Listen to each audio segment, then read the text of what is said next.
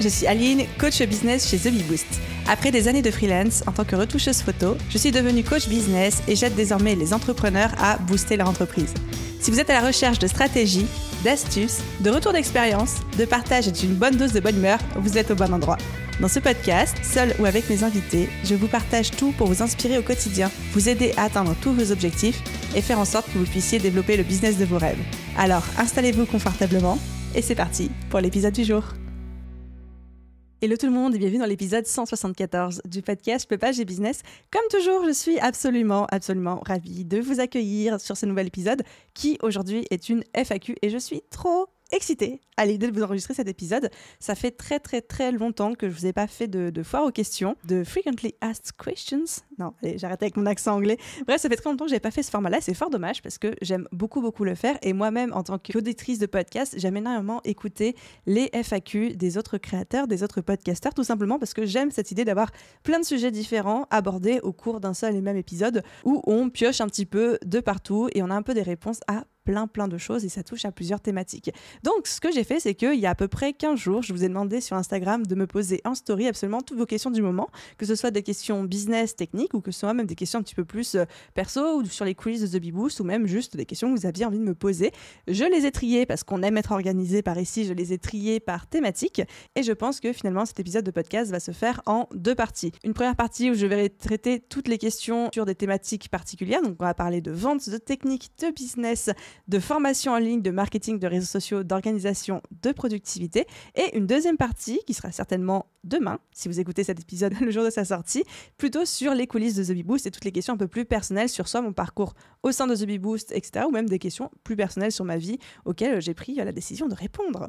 Donc, c'est parti pour cette toute première partie où je vais aborder toutes les questions par thématique. Et on commence par la vente. Toutes les questions que j'ai reçues par rapport à la vente. La première d'entre elles est... Question la plus facile, comment créer une bonne stratégie de vente? Non, je rigole, c'est pas la question la plus facile, c'est une belle colle. Comment est-ce qu'on crée une bonne stratégie de vente? En fait, pour moi, cette question, elle revient exactement à comment est-ce qu'on met en place un business qui attire des clients de manière régulière. C'est exactement ça. Donc, je vais faire la même réponse que quelqu'un qui me dirait comment développer mon business pour qu'il attire des clients de manière régulière. Une bonne stratégie de vente repose sur un positionnement fort, avec un élément différenciateur, c'est-à-dire quelque chose qui vous distingue de vos concurrents. Ensuite, une très bonne connaissance de son client idéal, de ses besoins, de ses habitudes de consommation au sein de votre thématique, de comment il se comporte, de quoi il a besoin, de quoi il a envie. Ensuite, une stratégie de communication adaptée. Sur quel réseau est-ce que je communique? Est-ce que je dois communiquer sur les réseaux sociaux ou est-ce que mon client idéal ne consomme pas du tout de réseau, auquel cas je dois adapter de nouvelles stratégies par rapport à ça? Et ensuite, une bonne stratégie d'acquisition. Donc, comment est-ce que je fais en sorte que les gens, une fois qu'ils m'aient découvert, aient envie d'acheter chez moi? Comment est-ce que je parle de mes offres? Comment est-ce que je parle de mes tarifs? Et ensuite, une bonne stratégie de rétention. Une fois que quelqu'un a acheté chez moi, comment est-ce que je fais pour qu'il rachète encore et encore et encore? Donc, au final, comment créer une bonne stratégie de vente? C'est comme comment créer un bon business, positionnement, client idéal, éléments différenciateurs, stratégie marketing pour se faire connaître, donc stratégie de visibilité, stratégie d'acquisition pour convertir ses abonnés en clients et ensuite stratégie de rétention pour retenir ses clients et faire en sorte qu'ils rachètent si on a des offres à lui vendre plusieurs fois. Si vous êtes dans un business où par définition les gens ne sont pas censés racheter plusieurs fois chez vous, comme par exemple les wedding planners, normalement on ne vend pas un mariage à quelqu'un tous les ans, enfin j'espère pas pour vous, sinon c'est bizarre pour la personne, et bien dans ce cas-là on saute la stratégie de rétention ou alors on peut imaginer de nouvelles offres. Donc voilà un petit peu comment moi j'aborderai la question comment créer une bonne stratégie de vente. Ensuite, la deuxième question que j'ai reçue, c'est vaut-il mieux faire payer en une fois ou mettre en place un prélèvement au mois? Alors là, je dirais que vous, en tant que chef d'entreprise, c'est quand même plus intéressant qu'un client vous paye en une fois tout de suite parce que déjà, vous avez l'argent. Ça, c'est quand même une bonne chose. Ensuite, ça vous évite des frais de gestion parce que tous les mois, avoir quelqu'un qui vous paye en mensualité, ça veut dire que tous les mois, il doit y avoir une activité de facturation. Vous devez faire la facture, vous devez vérifier que la mensualité a bien été payée, etc.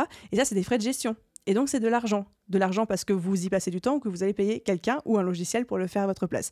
Donc, ça vaut mieux pour vous en une fois, mais si vous avez une offre un petit peu chère, si vous avez un produit premium ou si votre client, votre cible n'a pas beaucoup de moyens, parfois le fait de proposer les paiements en plusieurs fois, vraiment, ça les aide à passer à l'action parce qu'en une fois, ils n'auraient pas eu les moyens.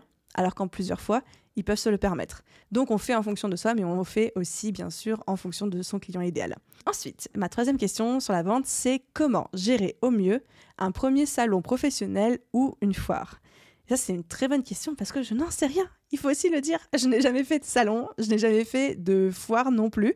Par contre, si demain je devais en faire avec The Bee Boost et que je ne m'y connaissais pas du tout et que je devais partir de zéro sur ce sujet-là, mon premier réflexe, de manière très basique, ce serait déjà d'aller faire des recherches sur Google, parce que je suis sûre que Google a plein d'articles, de ressources sur le sujet, et ensuite vraiment de l'aborder comme si je faisais un événement en ligne, une masterclass, un séminaire, etc. C'est-à-dire essayer de me projeter, qu'est-ce que je veux renvoyer comme message, qu'est-ce qu'il me faut pour pouvoir faire ça, de quoi j'ai besoin en termes de matériel, de peut-être merchandising, d'équipe, est-ce que j'ai besoin d'avoir des gens avec moi, est-ce que je suis tout seul, est-ce que j'ai besoin que les gens repartent avec des échantillons ou pas du tout, est-ce que j'ai besoin de leur montrer mon travail, si oui, sur quel support, et du coup de quel support vais-je avoir besoin, etc., etc. Donc c'est vraiment se mettre dans la peau, mais de toute façon ça c'est un peu la recette miracle pour tout, de se mettre dans la peau de son client idéal et de se dire ça va être quoi son parcours et à quoi est-ce qu'il s'attend. Si moi j'étais dans la peau de mon client idéal, que je me baladais sur un salon professionnel du mariage, parce que je reste dans mon exemple de wedding planner, et que j'arrive sur le stand d'un wedding planner, qu'est-ce qui m'aiderait? Qu'est-ce que j'aurais besoin de voir? À quoi j'aurais besoin d'avoir accès pour décider de travailler avec une personne ou pour être intéressé par un prestataire? Peut-être que j'aurais besoin de voir des échantillons, peut-être que j'aurais besoin de voir son book. Si c'est un traiteur mariage, peut-être que j'aurais besoin de goûter, d'avoir des choses à goûter ou à boire. Enfin voilà, un petit peu ce genre de choses. Ensuite, question suivante sur la vente qui est de comment pitcher son produit. Alors, encore une fois, là, je vais vous adresser ma réponse, comment pitcher son produit en networking, en événement, etc. Si vous me demandez comment rédiger un pitch deck pour faire une levée de fonds, là, je vous dirais, je sais pas non plus. Donc, comment est-ce que je pitcherai mon produit? Déjà, vous allez à la fois me détester et en même temps, c'est vraiment ça, la clé de tout. Je me mets dans la tête de ma cible, je me mets dans la tête de mon client idéal. Et vraiment, je vais me mettre dans sa peau et essayer de partir de son problème, de partir de son besoin pour ensuite lui présenter la solution. Jamais je vais commencer un pitch en disant « The Bee Boost vous propose des formations pour développer votre business, etc. » La personne en face de moi, que ce soit un investisseur, un banquier, un client idéal ou un client potentiel ou même juste un collègue, personne n'en a rien à faire de ce que vous faites. Là, c'est la base de la psychologie humaine. Personne ne s'intéresse à vous de base. Sauf peut-être vos parents, votre plus sain, etc. Les gens, par égoïsme, par instinct de survie, et parce qu'on est des êtres humains et que c'est comme ça qu'on fonctionne, s'intéressent avant tout à eux. Par contre, si vous commencez à leur parler d'eux avant, pour ensuite leur introduire votre solution, si vous faites le lien entre un problème, une situation qu'ils connaissent actuellement, et que vous leur dites ensuite que vous avez une solution pour ça, là, ils vont vous écouter parce que là, vous ne parlez plus de vous, vous leur parlez à eux. Donc, comment est-ce qu'on pitch un produit? On identifie sa cible et on identifie le problème ou, en tout cas, le contexte dans lequel notre solution intervient. Par exemple, au lieu de dire « Chez The Bee Boost, nous créons des formations pour aider les entrepreneurs à développer leur business », je pourrais vous dire « Vous qui êtes entrepreneur, peut-être qu'en ce moment, vous avez des problèmes pour développer votre business. Peut-être que vous commencez à arriver à court de clients dans vos réseaux actuels et que vous vous dites « Comment je vais faire pour continuer à me développer, sachant que je suis en train d'assécher mon réseau ?» Eh bien, nous, chez The Bee Boost, justement, on propose des solutions adaptées sur ce sujet-là. Et là, tout de suite, la personne, je suis partie de son problème à elle pour lui proposer une solution tout en introduisant ma société. Et si vous arrivez à rajouter un petit peu d'humour avec tout ça pour parler de ce que vous faites, c'est encore mieux parce que qui n'aime pas rigoler un petit peu et la petite dose d'humour qui va bien, je pense que c'est quelque chose d'universel qui vraiment plaît à tout le monde. Et je vois certains d'entre vous qui arrivent, en particulier les photographes, certains créateurs, etc., qui me disent « Bah oui, mais moi, je résous aucun problème. Je ne résous aucun problème chez mon client. Comment est-ce que je pitch mon produit ?» Eh bien, tout simplement en partant encore une fois des besoins et des envies. Si vous savez que votre cible, votre client, c'est quelqu'un qui est très sensible à l'art, aux pièces uniques, qui n'a pas envie de se retrouver avec les mêmes bijoux ou les mêmes assiettes, si vous êtes potier que tout le monde et qui au contraire cherche l'exclusivité, cherche le petit artisan d'art qui va les dénicher, etc., eh bien vous leur dites ça. Vous leur dites si vous êtes à la recherche de pièces uniques que pas tout le monde n'aura, que vous ne retrouverez pas chez votre voisin ou votre collègue, qui montreront que vous êtes passionné par l'artisanat, que vous soutenez le commerce local, etc. Moi, je m'inscris tout à fait dans cette démarche parce que je propose X, Y, Z choses. Pareil, si vous êtes dans une démarche plutôt écologique ou des choses comme ça, donc vraiment partir du besoin, de l'envie, des valeurs de votre clientèle cible et ensuite, à partir de ça, présenter votre solution, votre offre, votre produit. Ensuite, question suivante, dans la vente, vous avez quand même des très très bonnes questions et en fait je pense que chacune de ces questions pourrait faire l'objet d'un podcast, en soi, d'un épisode de podcast, mais j'essaye d'y répondre de manière laser pour pouvoir en couvrir le plus possible pendant cet épisode. Ensuite, du coup, notre question suivante c'est où et comment vendre son produit sur Instagram ? Réponse, de partout, tout le temps. En vrai, sur Instagram et sur Internet, de manière générale, c'est vraiment la répétition qui va faire que ça va fonctionner. C'est la répétition qui va déboucher sur les ventes. C'est pas genre juste, je parle une fois de mes produits, je mets ça en story à la une et j'attends que ça passe. Non, pas du tout. Je vous invite vraiment à parler de votre offre le plus souvent possible, que ce soit de manière directe ou indirecte et sur tous les formats possibles sur Instagram, donc c'est-à-dire le feed, les stories à la une, les reels, les vidéos, etc., etc. Et quand je parle de vente de manière directe et indirecte, quand je vends de manière directe, c'est parce que je vous dis de but en blanc, j'ai un truc à vous vendre. Comme par exemple dans ce podcast, quand vous entendez qu'il y a la petite introduction qui fait la promotion de la BSB quand on est en lancement de la BSB Academy, là je vous vends de manière directe. Si demain je crée un post Instagram qui dit en gros 365 idées de posts pour poster sur Instagram et arriver à vendre ses produits, et qu'ensuite je vous introduis le calendrier des 365 idées qu'on vend chez The Bee Boost, eh bien ça c'est de la vente directe parce que je vous dis ok, j'ai un produit, point. Grosso modo, alors je fais tout mon petit laïus, en quoi ça va vous aider, etc.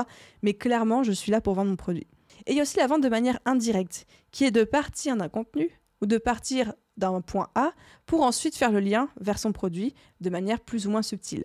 Exemple numéro 1, là, quand je vous cite la BSB Academy au sein de mon podcast, je suis en train de vous vendre de manière indirecte parce que je vous parle de mon produit sans vous le vendre pour autant.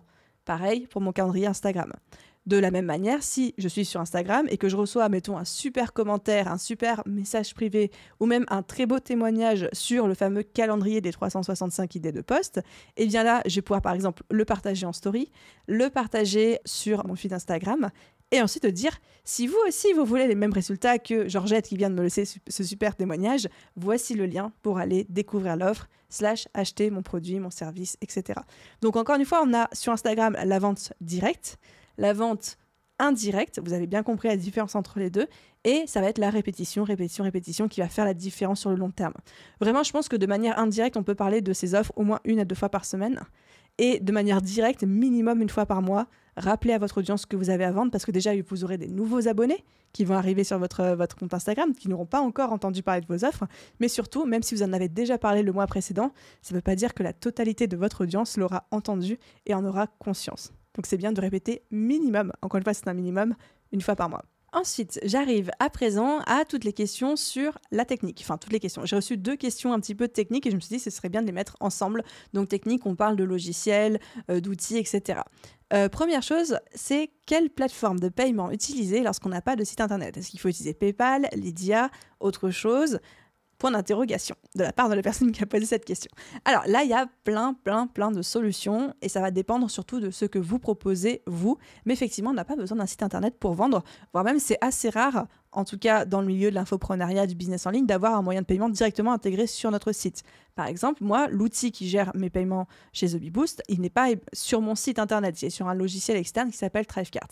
Du coup, si vous vendez des formations en ligne, dans la plupart des cas, dans 99,9% des cas, votre plateforme en ligne intègre déjà le paiement.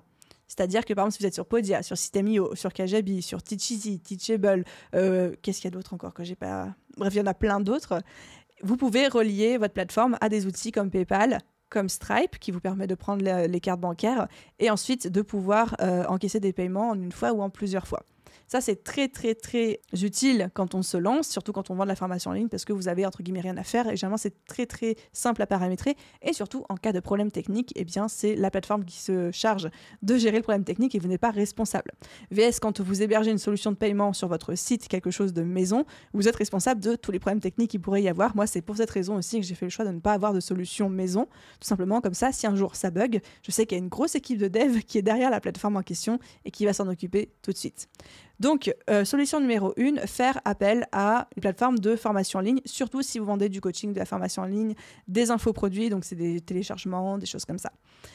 Sinon, effectivement, vous pouvez avoir juste un PayPal, un Stripe relié à votre boutique. Donc, votre boutique, ça peut être un WooCommerce, ça peut être un Shopify, ça peut être plein de choses. Encore une fois, les 2 solutions les plus courantes sont effectivement PayPal, parce qu'aujourd'hui, beaucoup de gens demandent à passer par PayPal pour faire leur paiement, qu'ils préfèrent ça. Et Stripe qui vous permet de prendre les cartes bancaires. Des fois, on voit le Go Cardless qui permet de prendre les virements. Je n'ai jamais utilisé cette solution, je n'ai pas toujours entendu du bien, donc attention pour ceux qui y vont.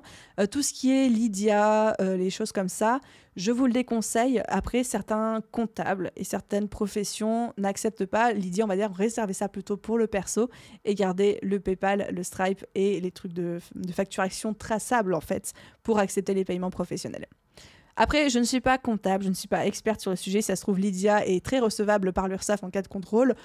J'ai un petit doute sur la question, je vous invite vraiment à vous renseigner. Et ensuite, deuxième question dans ce petit volet technique, c'est quoi utiliser pour l'envoi de factures en automatique ? Pareil, il y a plein de logiciels qui font ça.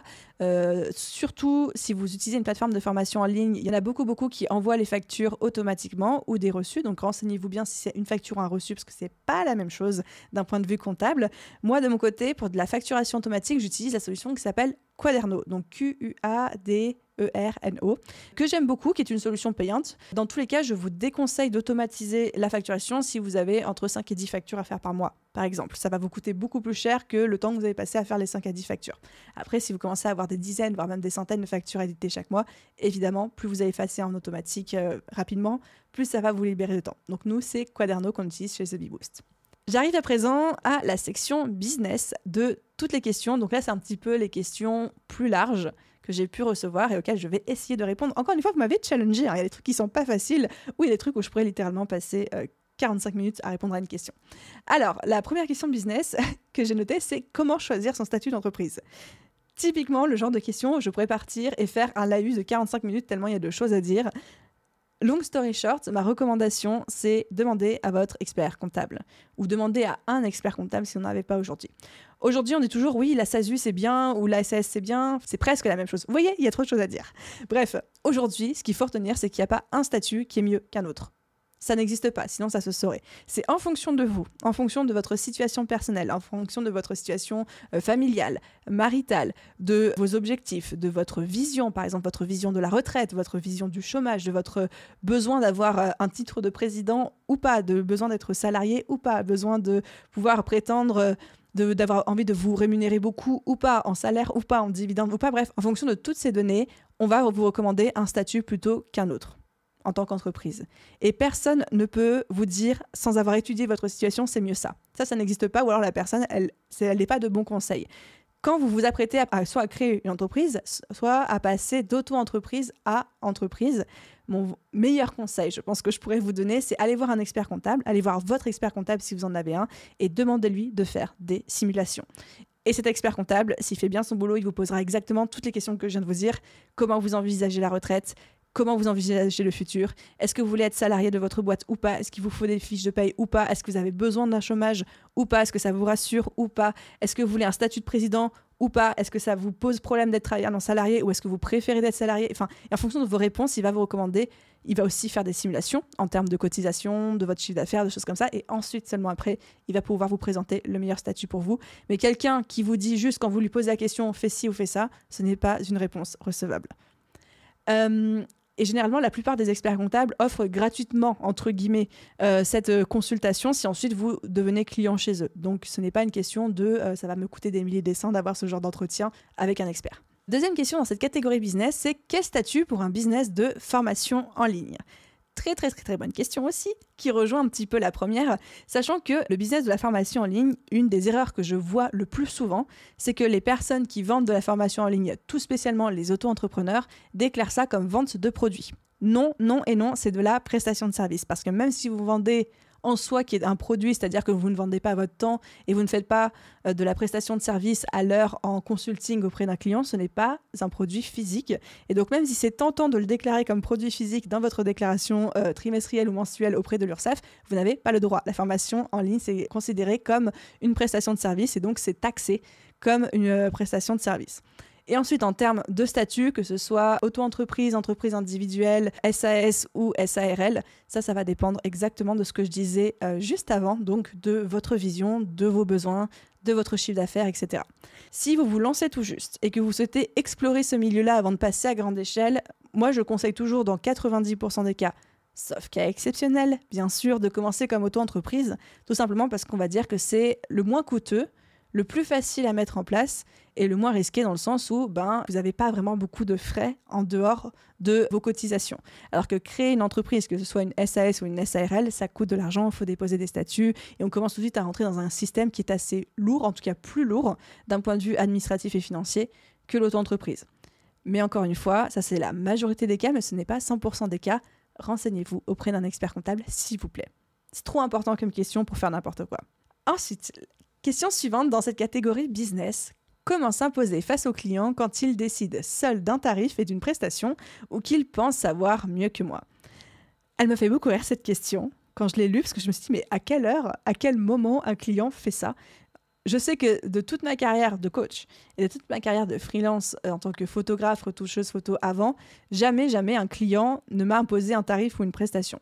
Il y a de la négociation, il y a des suggestions, mais on m'a jamais rien imposé. Et là, j'ai vraiment envie de vous dire que c'est vous, en tant qu'entrepreneur, qui êtes responsable du cadre que vous fixez avec vos clients. C'est pas au client de vous imposer quoi que ce soit. Vous avez toujours le choix de dire non ou de dire oui et de poser le cadre dès le début.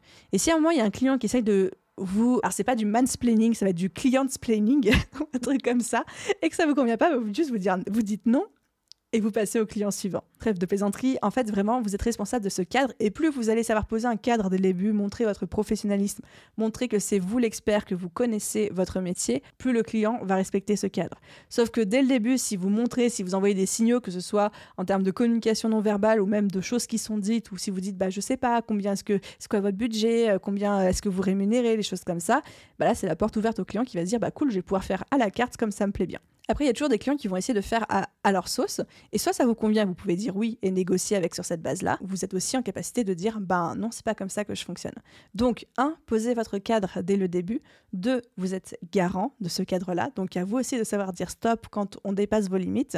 Et 3, n'oubliez pas que vous êtes maître de votre business. C'est vous qui êtes en charge et que vous avez le droit de dire non ou stop à tout moment.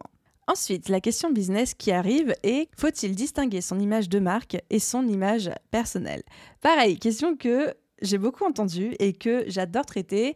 Encore une fois, il n'y a pas de réponse tranchée en mode non, il faut que ce soit la même image, vous êtes votre business, ou alors au contraire, oui, surtout distinguer l'un de l'autre. Ça va dépendre de vous, ça va dépendre de votre choix. Il y a des avantages et des inconvénients dans les deux solutions. C'est-à-dire que votre image de marque, par exemple, chez moi, c'est l'image The Bee Boost et mon image personnelle, c'est l'image de Aline Bartoli. Est-ce que dès le début, j'ai intérêt à développer The Bee Boost en effaçant mon identité à moi derrière, ou est-ce qu'au contraire, j'ai tout intérêt à ce que ma société s'appelle Aline Bartoli ou The Bee Boost, mais que ce soit Aline, l'image de The Bee Boost. Alors, les avantages de séparer les deux, c'est que, votre business n'est pas dépendant de vous, de votre image, et donc que vous pouvez tout à fait, à un moment, vous effacer, déléguer plus facilement, avoir des gens qui font le travail, entre guillemets, à votre place, sans que le succès et, on va dire, la qualité de votre travail et de ce que vous faites soit directement relié à votre image. Et c'est aussi possible si vous avez une vision à long terme, comme par exemple de faire rentrer des investisseurs ou de revendre votre boîte. C'est beaucoup plus facile de revendre une boîte qui n'est pas à votre image et de vous en détacher ensuite que de revendre une boîte qui est à votre image et qui, si un jour vous en sortez, perdra toute sa valeur. Par exemple, si demain le groupe Innocent, les jus de fruits, ou alors Monoprix, le supermarché, change de propriétaire, je pense que ça ne changera pas grand-chose ni pour l'un ni pour l'autre. Si demain, quelqu'un comme Beyoncé revend sa marque, revend ses chansons, si c'est plus Beyoncé qui chante, pas sûr que les chansons continuent à avoir le succès qu'elles ont aujourd'hui, parce que c'est la marque personnelle de Beyoncé.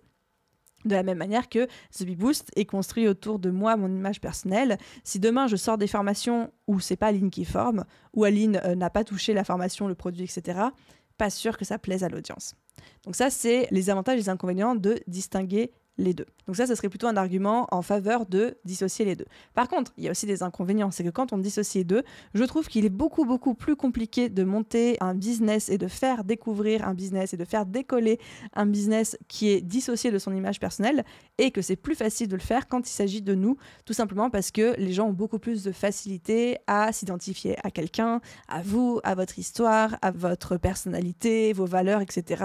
VS s'identifier à une marque qui est par définition plus impersonnelle, c'est quand même plus compliqué. Donc je dirais que construire un business autour de son image personnelle vous permet de décoller plus rapidement, plus facilement que si vous dissociez votre image de marque de votre image personnelle. Par contre, les inconvénients, c'est qu'à long terme, si vous avez des envies de revente ou alors de sortir de votre business et de tout déléguer à l'intérieur, c'est quand même beaucoup plus compliqué. Pas impossible, il y a des gens qui l'ont très très bien fait, je pense notamment à mon amie Charlotte de Postadem qui a vraiment construit un business au début autour de son image mais qui très très vite a construit une marque et s'est détachée en tout cas son image personnelle de son business, même si elle travaillait bien sûr encore dedans, et elle l'a fait très très bien. Donc l'un n'empêche pas l'autre et surtout ce n'est pas parce que vous partez sur une décision que vous ne pouvez pas ensuite basculer sur l'autre solution par la suite. Donc vraiment c'est vous poser la question en fonction de c'est quoi votre vision pour ce business-là ? Est-ce que vous voyez continuer à tout faire tout le temps ou est-ce qu'au contraire, vous voulez vous détacher ? Est-ce que vous avez envie de revendre dans quelques années ? Est-ce qu'au contraire, pas du tout, c'est pas du tout à l'ordre du jour ? Et de voir ce qui vous paraît le plus naturel. Ensuite, question suivante dans cette catégorie business qui est de comment créer ou intégrer un bon réseau entrepreneurial. Alors pour moi, c'est deux questions en une parce que créer un réseau entrepreneurial ou intégrer un bon réseau entrepreneurial, c'est pas la même chose, c'est pas le même type de réponse. Donc je vais juste répondre à la partie comment est-ce qu'on intègre un bon réseau entrepreneurial. Réponse, juste faites des recherches sur quels sont les réseaux qui existent dans votre région, que ce soit des réseaux en présentiel ou même des réseaux en ligne. Il y a des réseaux qui sont 100% en ligne. Pour ça, vous demandez autour de vous, vous pouvez vous rapprocher de toutes les coopératives de votre région, de la chambre des métiers, de la chambre du commerce, des choses comme ça. Demandez ce qui existe. Renseignez-vous aussi auprès des gros groupes comme le BNI, donc ce sont les initiales BNI pour ceux qui ne connaissent pas, de votre région.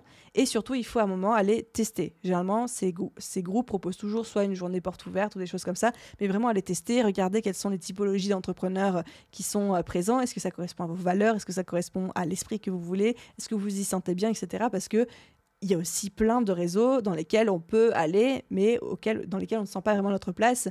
Je pense notamment, parce que j'avais une petite expérience BNI quand j'étais photographe, retoucheuse photo, j'avais fait une journée porte ouverte dans le BNI de ma ville à ce moment-là. C'était n'importe quoi, je m'y sentais absolument pas à ma place. Le fonctionnement lui-même ne me parlait absolument pas, les gens présents ne me parlaient absolument pas, et j'ai décidé du coup de ne pas intégrer le réseau. Donc, se renseigner, mais surtout tester par soi-même, parce qu'un bon réseau pour l'un ne sera pas forcément un bon réseau pour l'autre. Question suivante, d'un point de vue business, comment anticiper les changements de son business, par exemple le passage à la TVA ? Très bonne question, très pertinente. À son tour, qui pourrait faire l'objet d'un épisode de podcast entier, je dirais que tout n'a pas à être anticipé et anticipable en business. Ce serait même compliqué de fonctionner comme ça, c'est-à-dire que de toujours être dans la crainte et dans l'anticipation de ce qui pourrait se passer. Et là, c'est un vrai équilibre à trouver en tant que chef d'entreprise, de se dire c'est notre rôle d'anticiper les changements pour pouvoir être réactif, pour pouvoir être agile, c'est le mot à la mode, pour pouvoir s'y adapter facilement. Et en même temps, c'est aussi notre rôle de savoir nous adapter au fur et à mesure aux imprévus, aux problèmes, aux challenges qui se présentent, etc. Et que toujours vivre dans la peur et dans l'anticipation, ce n'est pas non plus la solution à tout. Par contre, effectivement, le passage à la TVA, c'est quelque chose qui s'anticipe. Donc la première étape de l'anticipation, c'est de connaître quels sont les possibles challenges, quels sont les possibles passages clés que je vais être amené à traverser. La TVA, on le sait, la TVA, il y a un seuil. On sait à peu près quand ce seuil se produit, c'est-à-dire que si vous avez un chiffre d'affaires à peu près de 5 à 6 000 euros par mois et que vous savez que vous avez atteint votre palier, je ne sais pas, j'ai pas ma calculette dans ma tête, mais au mois de août-septembre, vous savez que vous allez être particulièrement attentif à votre comptabilité vers le août-septembre de cette année et ensuite de pouvoir vous dire, ok, vu que le mois prochain je passe à la TVA, je sais que dès ce mois-ci, je commence à facturer la TVA, je fais ma déclaration, des choses comme ça. Donc, je dirais que la première chose à faire, c'est de connaître vos obligations et connaître ces grands passages en tant que chef d'entreprise. Et ça, c'est le fameux « nul n'est censé ignorer la loi ». Il va falloir vous faire soit accompagner, soit faire vos propres petites recherches et vous dire « Ok, quels sont les éléments que j'ai besoin de savoir ?»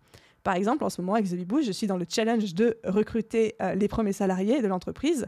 C'est un peu un marécage pour moi parce que je ne connais rien. Et j'ai commencé à me dire, est-ce qu'il n'y a pas quelqu'un qui pourrait m'expliquer de A à Z comment ça se passe et quelles sont toutes mes obligations ? Et après, je me suis rendu compte que non, au final, c'était aussi à moi de me renseigner sur mes obligations. Et j'ai passé 3 heures. Un jour, je me suis bloqué un créneau de 3 heures et j'ai passé 3 heures à chercher toutes les ressources sur le site des impôts, sur le site servicepublic.fr, etc. sur quelles sont mes obligations en tant que patron, en tant qu'entrepreneur, en tant qu'employeur vis-à-vis de mes salariés. J'ai fait la liste de toutes les obligations pour pouvoir justement anticiper tous ces changements, tout ce qu'il allait falloir que je fasse. Donc, on peut évidemment se faire entourer, conseiller, mais je pense qu'il y a une petite part de nous, une grosse part de nous même, si j'assume ce que je dis en tant que chef d'entreprise, où on doit être aussi dans la proactivité, de se dire, ok, je suis chef d'entreprise, je suis futur employeur, je suis futur redevant de TVA, quelles sont mes obligations ? et se renseigner par rapport à ça auprès des services concernés, auprès des administrations concernées, auprès d'Internet si on le souhaite, etc. Mais vraiment se renseigner, et c'est le fameux, comme je disais, nul n'est censé ignorer la loi, même d'un point de vue professionnel. Donc renseignez-vous sur toutes vos obligations, ayez-les en tête et dites-vous, ok, est-ce qu'il y a des choses qui s'approchent de moi? Est-ce que j'ai un mur qui s'approche comme la TVA de moi? Ou est-ce que pour le moment, on est tout bon? Et je rajouterai aussi une dernière chose, c'est qu'il y a certains passages comme ceux-ci qui font peur, comme par exemple celui de la TVA, celui du premier recrutement, parce que c'est les deux exemples que j'ai en tête actuellement. On peut se faire accompagner. La TVA, vous pouvez vous faire accompagner d'un expert comptable, soit qui vous explique, soit même qui vous prenne votre comptabilité en main à partir de ce moment-là. Et on peut se faire accompagner, par exemple, moi, avec le passage en salariat, j'ai fait mes propres recherches, mais je me fais aussi accompagner de mon cabinet d'expertise comptable. J'ai aussi fait appel à un avocat en droit du travail pour être sûr de tout comprendre et d'être au courant de tout. Et vraiment, on peut non seulement se renseigner nous, mais aussi se faire épauler de personnes dont c'est la spécialité et qui vont être là, qui vont pouvoir nous dire exactement ce à quoi il faut qu'on pense et ce à quoi il faut qu'on s'attende. Donc vous n'avez pas besoin de tout faire tout seul, bien évidemment. Question business suivante. Comment faire face quand notre plus gros contrat nous quitte par manque de budget? Autrement dit, comment faire face quand on a un monoclient et que ce monoclient se barre parce qu'il n'y a plus de budget ou parce qu'il a décidé de bosser avec quelqu'un d'autre ou parce qu'il met la clé sous la porte, etc. Première leçon, ne soyez jamais monoclient. Ne soyez jamais dans une situation où vous avez un seul client qui représente 80-90% de votre chiffre d'affaires. Déjà, c'est très dangereux pour votre modèle économique à vous. Par exemple, si ce client part. Et surtout, c'est complètement illégal. C'est-à-dire ça pourrait s'apparenter à du salariat déguisé. Normalement, comme je disais, c'est puni par la loi. Par rapport à ça, la première chose, c'est déjà de bien comprendre pourquoi est-ce que le client nous quitte. Est-ce que c'est parce qu'il n'a pas de budget ou est-ce qu'il y a eu un problème dans la collaboration? Par exemple, s'il y a eu un problème sur un manque de qualité de votre part ou un manque de réactivité de votre part dans les derniers jours ou les dernières semaines, des fois, il y a des choses qui sont rattrapables. Si on est vraiment dans le cas de quelque chose qui n'est pas de votre ressort ou qui n'est pas rattrapable, là, il va falloir faire le deuil de ce client, l'accompagner vers la fin du contrat, nous-mêmes, des fois, un peu digérer l'information, mais surtout se dire, est-ce que j'ai en place dans mon business un système qui me permet de retrouver rapidement des clients? Exemple, est-ce que j'ai un système de prospection auprès d'un réseau donné où je sais que rapidement, ça va me trouver de nouveaux clients? Ou est-ce que j'ai mis en place une stratégie de création de contenu sur mes réseaux sociaux, sur LinkedIn, sur Facebook, TikTok, Instagram, ce que vous voulez, qui fait en sorte que j'ai une certaine visibilité et qu'il me suffira, entre gros guillemets, évidemment, qu'il me suffira de faire une story ou un post en disant que j'ai de nouveau des disponibilités pour avoir des personnes qui se manifestent, qui sont intéressées, etc. Donc, mon premier conseil serait vraiment d'anticiper, pour le coup, le fait de ne pas avoir un monoclient ou d'être très réaliste sur le fait que quand vous avez un monoclient, c'est très dangereux pour votre chiffre d'affaires et surtout, des fois, c'est à la limite de la légalité. Alors, je vous rassure, en tant que prestataire, vous ne risquez rien. La personne qui risque gros, c'est votre client. Et généralement, quand vous travaillez pour des gros comptes, on vous demandera toujours à la fin de l'année ou courant de l'année un récap de la répartition de votre chiffre d'affaires en fonction des clients, justement pour s'assurer de ne pas représenter un trop gros pourcentage de votre chiffre d'affaires, de ne pas risquer une requalification en contrat ou une requalification en CDI par l'URSSAF. Et donc ça, c'est la première chose, s'assurer de ne pas mettre tous ses œufs dans le même panier et de ne pas avoir un monoclient. Si c'est votre cas, c'est pas grave, il faut juste savoir que ce serait bien de commencer à se diversifier tout doucement. Deuxième chose, est-ce que j'ai dans mon business en ce moment en place un système qui me permet de trouver facilement des clients? Ça peut être une stratégie de visibilité à travers un plan média. Ça peut être une stratégie de création de contenu sur un réseau social ou une plateforme. Ça peut être une stratégie de prospection. Ça peut être membre d'un réseau. Il y a plein de manières de faire, mais est-ce que j'ai de quoi me retourner relativement rapidement si mon gros client me lâche demain? Voilà. Ensuite, question suivante, que conseilles-tu pour se faire connaître au niveau local? Très très bonne question. Et c'est vrai qu'aujourd'hui, quand on est dans le milieu du business en ligne, on voit toujours des informations et des conseils comme ce que je viens de vous dire en fait, la stratégie de contenu, le plan média, la visibilité, etc. qui sont des très très bons conseils quand il s'agit de professions délocalisées, où on peut travailler un petit peu partout dans le monde et avec des gens du monde entier. Mais quand on travaille en local, quand on est boulanger, quand on a par exemple un centre d'esthétique, ou quand on fait du massage, ou quand on a une profession libérale comme médicale, dans la santé, dans le bien-être, etc., parfois on ne peut pas travailler avec des gens à l'autre bout de la France sans se physiquement déplacer pour aller voir cette personne-là. Donc comment est-ce qu'on se développe au niveau local? Mes réflexes à moi, ce serait de dire déjà tout ce qui est les annuaires de votre région, donc annuaires style page jaune, mais aussi tous les annuaires de freelance, les annuaires d'entrepreneurs. Il y a des annuaires qui sont au sein de certaines coopératives, de certaines associations d'entrepreneurs, des choses comme ça. Tout ce qui est les fiches Google My Business, très très très important. Il y a énormément de gens autour de vous qui tape en fait sur Google, qui regarde les avis. Donc plus vite vous allez créer et entretenir une fiche Google My Business, mieux vous allez pouvoir être référencé au sein de votre région. Tout ce qui est les réseaux de networking, vous rapprochez de votre chambre du commerce, de la chambre des métiers, des couveuses, des pépinières, des coworking, des choses comme ça. Bref, tous les endroits où vous allez avoir l'occasion de rencontrer vos pairs, vos collègues et vos potentiels clients, ce sont des super bons réseaux, des super bonnes manières de se faire découvrir de manière locale. D'autant plus aujourd'hui où je trouve que les gens ont tendance à revenir et à être demandeurs de présentiel plus que de digital. Mais si j'ai en tout cas un premier conseil pour ceux qui ne l'ont pas encore déjà fait, c'est créer votre fiche Google My Business et dès que vous avez des clients, demandez-leur de mettre un témoignage dessus. Et ensuite, j'ai une dernière question dans cette section business qui est de « As-tu déjà fait du MLM et que penses-tu de ce modèle économique ?» Donc le MLM, pour ceux qui ne seraient pas familiers avec ce terme, c'est juste de la vente de réseau, du marketing de réseau, souvent connu sous le nom de système pyramidal. Alors j'aime pas trop ce terme parce que tout de suite on pense pyramide de Ponzi et l'illégalité, alors qu'en fait un système pyramidal c'est légal, donc c'est pas du Ponzi. Bref, passons là-dessus, c'est pas ma spécialité. Alors je dois dire en toute honnêteté que avant j'avais un mauvais a priori. Parce que pour moi, justement, j'étais dans cette croyance que MLM égale Ponzi, égale, y en a quelques-uns qui se font des bips en or pendant que les autres triment et qu'on essaye de démarcher de manière complètement agressive des gens pour leur vendre des produits qui ne fonctionnent pas. Enfin, vraiment, j'avais la pire image du MLM, mais j'ai changé d'avis dessus, tout simplement parce que j'ai eu la chance et l'honneur d'accompagner des gens qui font du MLM dans mes coachings individuels, donc des gens qui étaient quand même assez haut placés dans ces systèmes-là, etc., qui avaient des équipes de genre 200, 300, 400 personnes en dessous d'eux, qui avaient vraiment gravi les échelons en commençant de zéro. Et j'ai eu une autre vision, qui était une vision plus de l'intérieur du MLM, et je me dis, ok, il y a des gens qui sont convaincus que leurs produits fonctionnent, qui y croient, qui les vendent bien, qui veulent être des bons managers, etc. Et j'ai un peu changé de regard. Je n'en ferai jamais, personnellement, ça ne me correspond pas du tout. Par contre, je trouve que c'est une belle transition, c'est un bon compromis entre le salariat et l'entrepreneuriat. Parce que quand on fait du MLM, on est indépendant, on est entrepreneur, mais on dépend quand même d'une structure, de process, de produits, d'un groupe, d'un networking, d'un réseau, ou qui fait qu'on ne doit pas tout créer tout seul et surtout qu'on n'est pas tout seul. Alors évidemment, ça dépend lequel, ça dépend quel produit, c'est comme tout, il y a du bullshit et il y a du très bien, mais c'est comme chez les entrepreneurs, il y a des entrepreneurs qui sont indépendants, qui font pas de MLM, c'est du bullshit quand même, et il y a des entrepreneurs qui font du MLM et qui sont convaincus de leurs produits et qui le font très bien. Donc voilà un petit peu mon avis, je ne tenterai jamais ce modèle économique parce que ça ne me ressemble pas, mais je sors de ma posture de je déteste, c'est trop nul, à je respecte ceux qui le font, et je trouve que pour certaines personnes, c'est une très bonne transition vers l'entrepreneuriat quand on n'a pas encore envie d'être 100% tout seul à son compte à sortir nos propres produits ou nos propres services, mais à vendre ceux de quelqu'un d'autre. Ok, et du coup, c'est fini pour cette partie business, et en fait, ça va être fini pour cette partie 1 de notre FAQ. Je vous ai dit en début d'épisode de podcast qu'on allait plutôt faire 2 parties, mais au final, je pense qu'on va en faire 3, parce que sinon, celle-ci sera beaucoup trop longue. Donc, on va s'arrêter là pour aujourd'hui, et demain, je vous retrouve dans la partie 2 de cette FAQ.